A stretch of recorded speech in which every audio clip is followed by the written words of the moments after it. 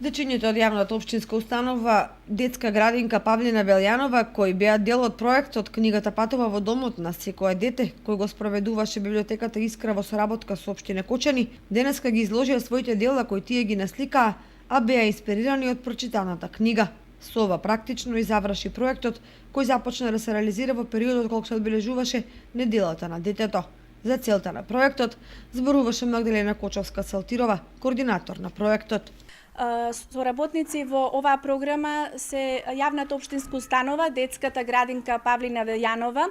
Учесници беа сите деца кои што се дел од големите групи на градинката, вкупно 141 учесник кои што беа мотивирани да ја однесат книгата во својот дом, заеднички да ја читаат и разгледуваат со своите родители и своите импресии да ги постават на цртеж.